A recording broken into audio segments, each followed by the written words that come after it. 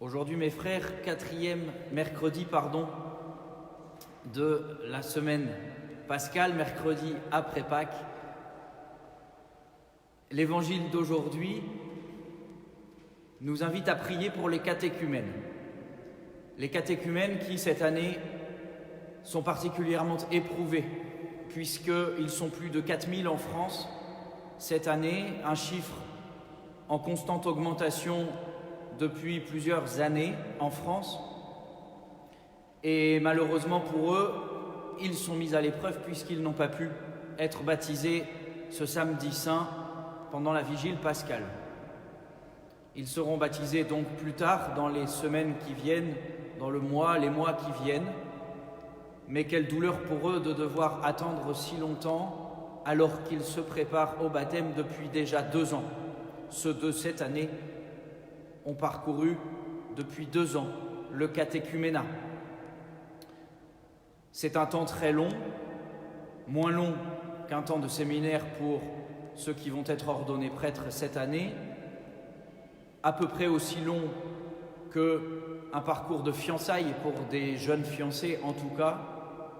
Mais donc, tous ceux qui ont vécu ces moments-là savent à quel point c'est long quand l'objet de leur désir n'est pas encore atteignable et qu'ils doivent encore repousser les limites du temps, particulièrement quand il s'agit du baptême et qu'il s'agit donc de la vie éternelle, qu'il s'agit d'être purifié, lavé de tout son passé, de tous ses péchés passés, de toutes ses fautes et de profiter pleinement de la grâce de Dieu et des vertus théologales, foi, espérance et charité.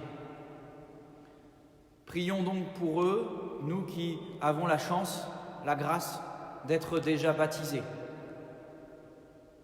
Et dans l'évangile d'aujourd'hui, Saint Grégoire le Grand explique pourquoi Jésus est resté sur le rivage, contrairement à la dernière fois de son vivant, si je puis dire, avant sa mort, où Jésus était allé à la rencontre de ses apôtres qui pêchaient dans la barque, en marchant sur les flots.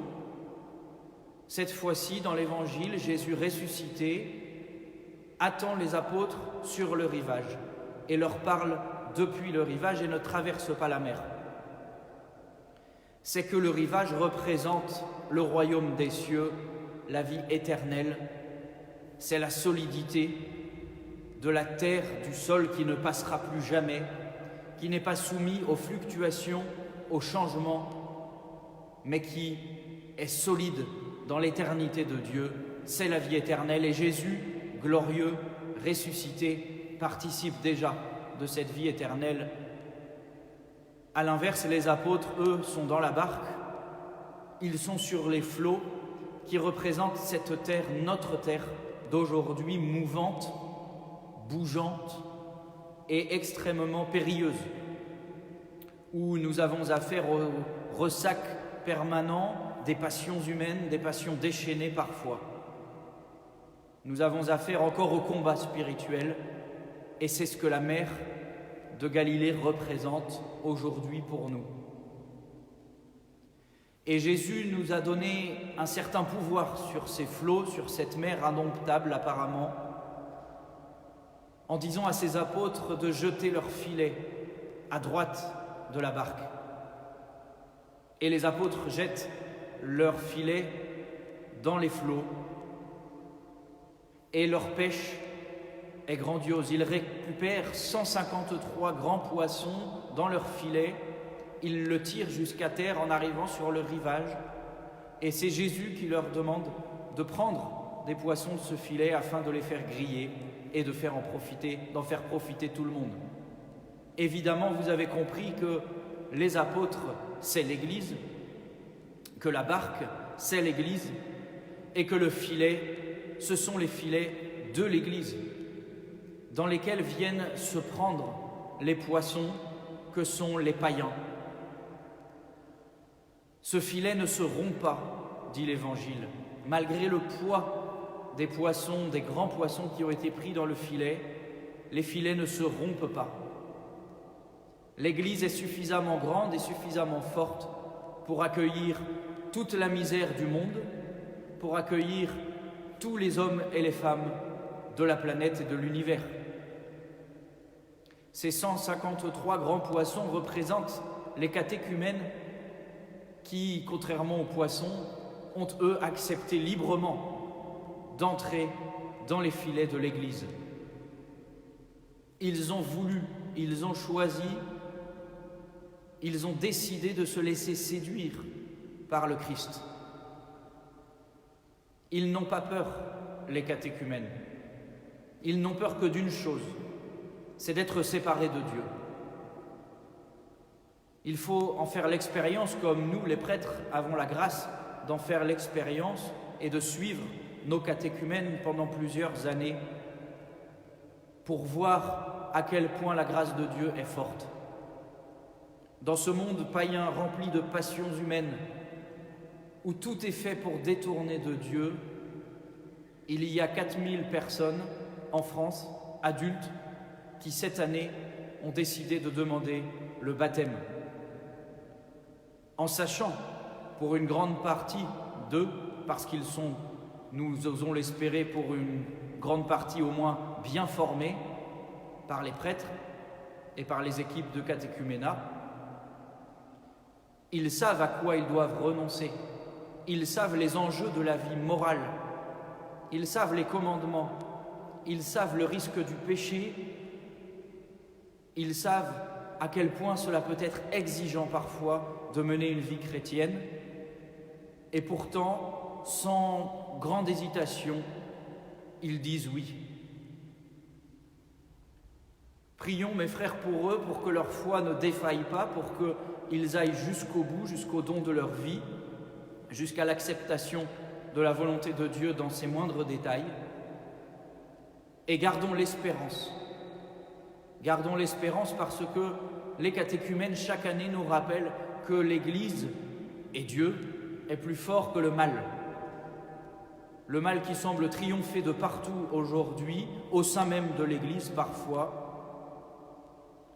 Le mal qui se répand comme une traînée de poudre, qui fait beaucoup de bruit et qui envahit toutes les sphères, même les sphères les plus intimes de la vie familiale.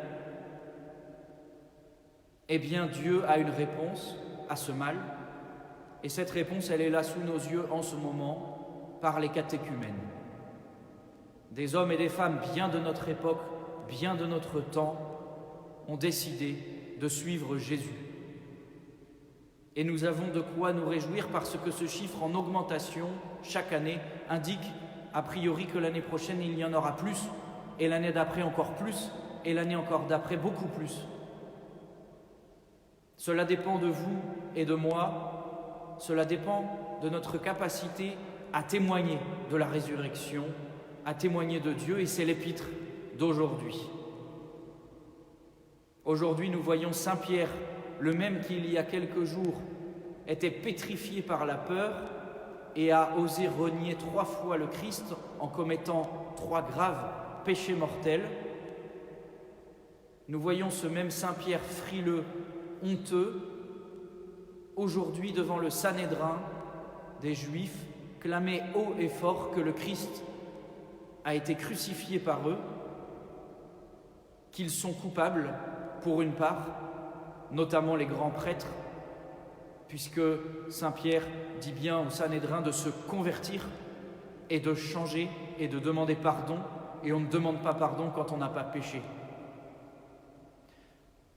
Saint Pierre n'a pas peur de dire aux hommes et aux femmes leurs péchés, leurs fautes, et de les appeler à la grâce de Dieu. Et c'est comme cela que nous, à la suite de Saint Pierre, nous voulons évangéliser. Nous ne voulons pas seulement parler d'un Dieu qui est amour, au sens où il pardonnerait tous les péchés de tous les hommes tout le temps, sans prendre au sérieux cela. Nous voulons dire aux hommes et aux femmes d'aujourd'hui, convertissez-vous, changez votre vie de pécheur. Vous êtes enfoncés dans le mal, la société vous enfonce dans le mal. La seule solution aujourd'hui et toujours, c'est le Christ. Abandonnez vos péchés, abandonnez vos fautes, abandonnez votre vie immorale, changez. Avec la grâce de Dieu, tout est possible. Venez découvrir la joie des enfants de Dieu, la liberté de celui qui sait pourquoi il existe sur cette terre, où il va, dans la vie éternelle un jour avec le Christ sur le rivage, ainsi soit-il. Au nom du Père, du Fils et du Saint-Esprit, ainsi soit-il.